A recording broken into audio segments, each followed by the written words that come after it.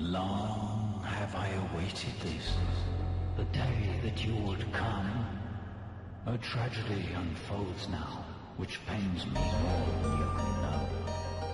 To end it, I will gift to you my light.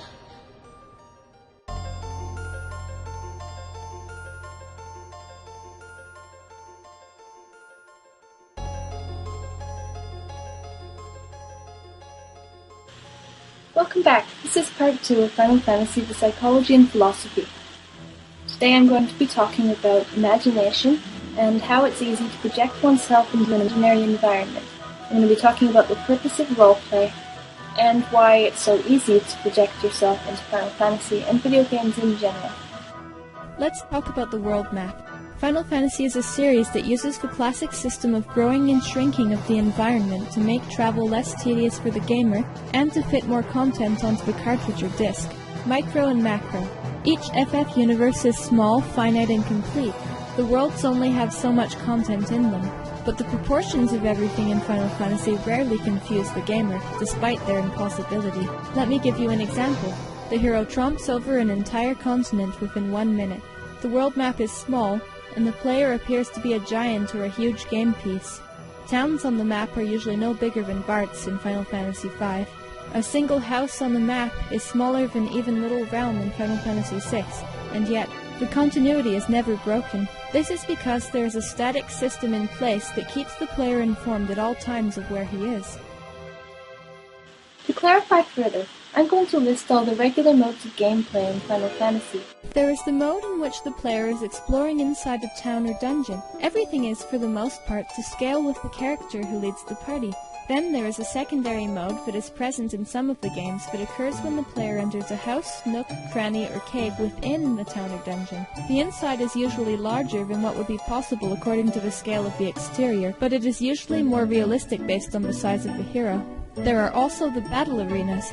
In the older games, from Final Fantasy VII and down, the characters themselves would appear larger and more detailed when in combat, and from 6 and down, the enemies would be exquisitely detailed, making the heroes look a bit like squat gnomes in comparison. The battle arena usually gives a much more detailed depiction of the area the skirmish transpires in, and it usually visually summarizes everything in the area, making it fit in wherever the battle occurs without being jarring or breaking the flow of the gameplay. Then, of course, there's the world map, which is so impossibly tiny, at least from 1 to 9, that in reality the player would have to shrink to a puny fraction of their size to fit into the dungeons. There is clearly a system of zooming in Final Fantasy, making places seem remote and categorizing locations from general to vague to specific and to super specific. The games use screen transitions to switch between these modes of gameplay. These serve to ease the gamer into new perspectives in a comfortable and above all else consistent way. When we look at the gameplay objectively, it's rather obvious that the scaling of Final Fantasy would be completely impossible in real life. The game defies physics in multiple ways. It is not just the scaling either. The leader of the party seemingly stores all of the other party members inside himself, and the entire party always seems to have access to all of the shared inventory, which is never seen, even when they are on separate continents. How the protagonists manage to carry hundreds of pounds of cumbersome, space-consuming weapons and armor through treacherous, arduous tunnels and waterways is a complete mystery. My point is that these things usually don't matter much to the gamer. All they really do is make the gameplay less laborious. Final Fantasy contains elements of management like that of D&D and other tabletop RPGs without sacrificing the pace of the storytelling. The player knows that these things are impossible, but she can trust that the heroes have got it covered. They're competent and they've got her back. They know how to follow a map, fight a monster, or maneuver the equipment they're proficient with. All of the disproportionate reality in Final Fantasy requires the player to suspend his disbelief. If he is not consciously aware at all times of the grossly unrealistic space-time phenomenons in the game, then he is definitely allowing the fourth wall to manifest. But there are other elements of gameplay that are more universal to all genres of video games that require the player to suspend disbelief. Just like the games within games I mentioned in Part 1. There is a consistent presence of layers or levels of play or pretend in the gamer's mind. Being able to pause the game is an example of this, or the idea that the player is in control of the entire universe of the game. rather than just the heroes, due to their ability to start and stop the game at will. With multiple levels of immersion, some being absurd and some being easy to relate to, the most lifelike attributes of the game appear even more believable in contrast. It is almost like a fractal. The gamer can project themselves deeper and deeper into absorption, or adversely detach themselves mentally or emotionally. It's a bit like a meditation or virtual reality. It may seem at first that this need to project oneself in order to believe what one is seeing would make it harder for the player to suspend disbelief, but in reality, it actually makes it easier since the projection usually happens passively. Virtual reality is immersive like a dream. As we play video games and we get drawn into the experience via fun and sensory stimulation, we start to lose lucidity. What's happening is the conscious mind is occupied with an activity and the subconscious mind is doing the rest of the processing, and what the subconscious does with a video game is much different from what the conscious mind is doing. This process, of course, is happening constantly, whether or not we're playing video games, and we are rarely aware of it. But I believe that playing a video game such as Final Fantasy, that is full of highly emotionally stimulating content, rigorously exercises the creative portion of the brain, as the tiny portion that is consciously engaged in operating the menus soldiers on. The rest of the brain is taking in all the music, pictures and text, and interpreting them in an instinctive way. For many people, this process is pleasurable. It's very similar to how children play, for example, and it serves to help one get absorbed deeper and deeper into the game. I think this is also partially because the more a person enjoys something, the more their mind tries to justify and idealize what it's observing. Final Fantasy just happens to skew the mind in an exciting and aesthetically pleasing way. What happens to Hope in Final Fantasy XIII when Lightning takes a critical blow and is about to lose consciousness? He might feel scared, angry or lonely. He seems to look up to her, he likes her, and she probably represents a beacon of hope for him. And when she fails, he doesn't know what to do with himself. That is my interpretation of how he feels about her. Perhaps yours is different. Perhaps you don't have any interpretation of it at all. Many gamers do have a personal interpretation of it, and many other in-game interactions for that matter. Examine fan art, fanfiction, and cosplay to find millions of interpretations of what Final Fantasy characters are feeling, or what they would feel if they could. Objectively, we can say that two-dimensional creatures can't feel anything at all because they have no brains. But then, why did so many people cry real tears when Eris was killed in Final Fantasy VII?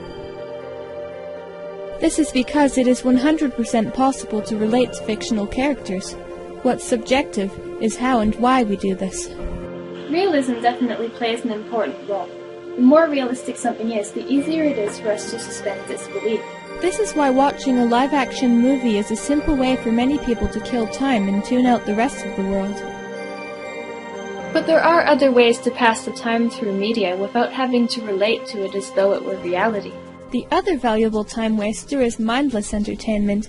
Silly cartoons, light-hearted video games, absurd videos on the internet, and many other things that are designed to be funny, interesting, or quaint, and non-committal. Most people like a mix of these things. A light-hearted comedy after an action drama, for example.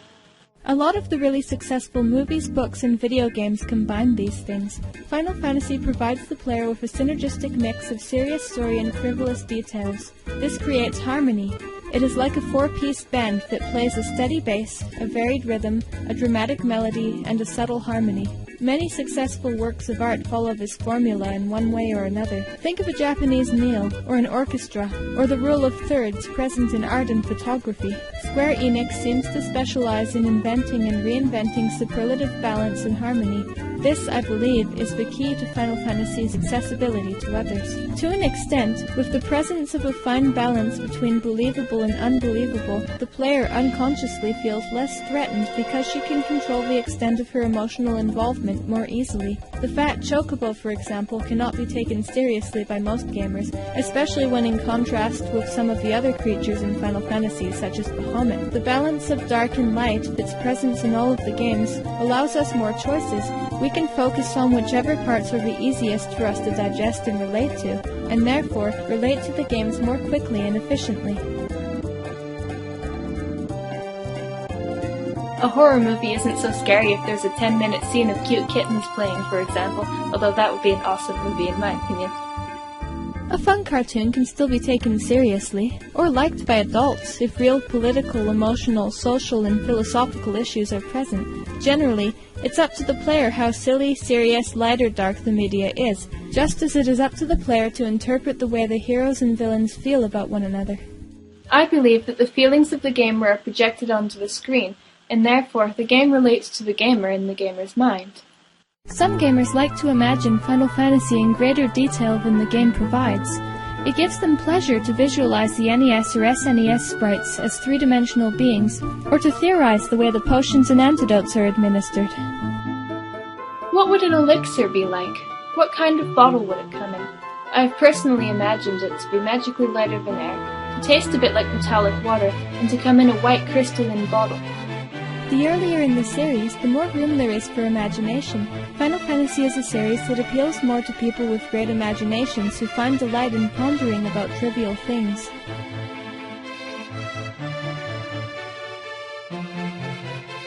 It's sort of a game for creative people. I believe this is because, like all forms of media, some video games stimulate the creative portion of the brain more than others. Final Fantasy is an intuitive process. It encourages the mind to wander where it naturally wants to go. I want to point out that the majority of video games stimulate the player emotionally, mentally, and in some cases physically. Games that can make the player nervous, aroused, shocked, or pleasantly surprised can speed up the player's heartbeat, and of course everything we feel emotionally is affecting our bodies to some degree. Final Fantasy seems to be less about thrills than some of the other popular video game series. Don't get me wrong, I'm well aware of all the flashy, colorful cutscenes in the later games. However, FF does not use massive, focused bursts of stimuli like some other games do. The best example of a game that does, that I can think of, is the Silent Hill series. The Silent Hill games do an impeccable job of keeping the gamer highly emotional in a way that is beyond their control. It uses colors, sounds, music, textures, camera angles, voices, images, and descriptions in a way that is intentionally as uncomfortable as possible. Like Final Fantasy, Silent Hill creates a very distinct feeling in gamers, but it is far more intense, and rather than being designed in a way that makes one's mind travel where it wants to go, it makes the gamer's mind travel to frightening, uncharted territory. Horror tends to affect people physically, which is part of the allure, but Final Fantasy rarely does this. There are parts that might cause some players to feel sadness or squeamishness, especially in 7, but they tend to be understated and they're hardly the point of the game. If part of the joy of playing a game like Final Fantasy is imagining what things might be like, then it's probably safe to say that the series is a little bit like an interactive book. It certainly contains a lot of dialogue, but after Final Fantasy XI, the series became a lot more movie-like. Voice acting certainly played a role in this, since it meant that there was less reading involved for most people. The imagination tends to be more stimulated by reading than by watching a movie. With voice acting included, the player stops wondering what the characters sound like. He doesn't get the chance to even think about it. I can remember playing games with my friends and family, growing up and taking turns doing the voice acting ourselves. I was fond of playing Vivi from Final Fantasy IX, along with Queen Brown and Kuja. Voice acting in a video game is generally desired, and I believe it's because it helps gamers to project themselves into the game more easily and quickly. I have to go. Generally speaking, the more detail there is in something, the more passively the imagination fills in the blanks, and the less detail there is, the more the brain tries to consciously deduce and invent reasons to justify what it's experiencing. Goodbye. But there was no chance for me to do that with some of the newer games. It isn't better per se to have more or less detail in a game, since the projecting happens no matter what. Our brains tend to make a soup out of everything in the unconscious mind. This is partially why psychologists believe that the objects in dreams are symbolic and figurative rather than literal, or that what is literal to a person's conscious mind is different from what is literal to their subconscious mind. A good example of this is a spider. Many people feel afraid when they see a spider, even when they know that the spider is not dangerous.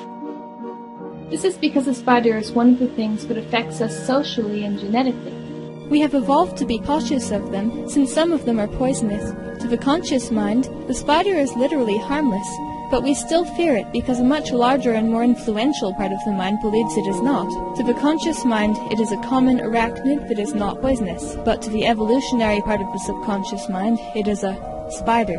The subconscious brain also makes associations with other things, such as shapes, facial expressions, and tones. The Final Fantasy soup, or soups, that are contained in millions of different brains across the planet, contain subtle nuances that have been affecting the way we interpret the games, training us to expect particular things. For example, when some of us hear a certain repetitive bass line, subconsciously we will immediately know that it is battle music we're listening to, even if we're tuning it out. And a part of us may enter a state of mind associated with the battle mode of gameplay, regardless of what we're doing at the time.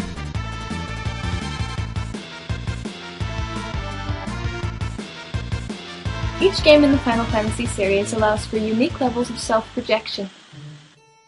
With our disbelief suspended, we can sometimes go as far as tricking ourselves into believing that we are or would be one of the heroes.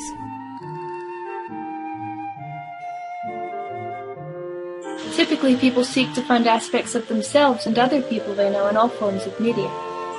We can even relate to abstract media this way. For example, when we see abstract art that does not contain any obviously recognizable objects, we may still think, "Gee, I like that," or "Wow, I'll bet my friend so-and-so would really like that," or even, "This isn't my style at all, but I'll bet so-and-so would be all over this crap." And we do this both consciously and unconsciously. Self-projection is natural, and I believe that it's somewhat therapeutic. When you see a lot of yourself in a video game, your subconscious mind, that instinctively strives to understand and organize your feelings, will attempt to externalize your emotions and bring them to the attention of the rational conscious mind. Think of someone who has the same dream over and over, or someone who is frequently reminded of something that's bothering them. This is the subconscious brain projecting your emotions and saying, "Address these feelings, please."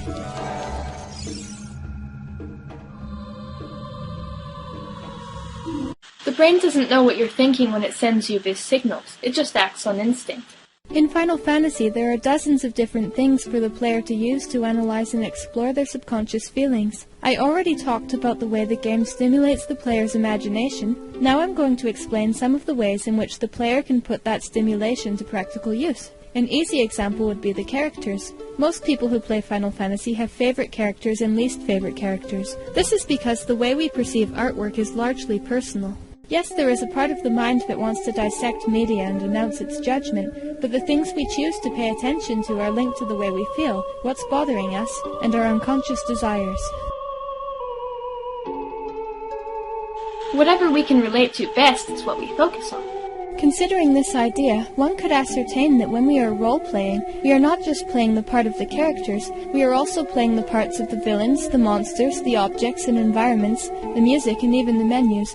Every single thing that the player perceives in a video game is an opportunity for her to project herself emotionally or mentally, simply by focusing on it. Some of the cities and landscapes in Final Fantasy are gorgeous and fantastical.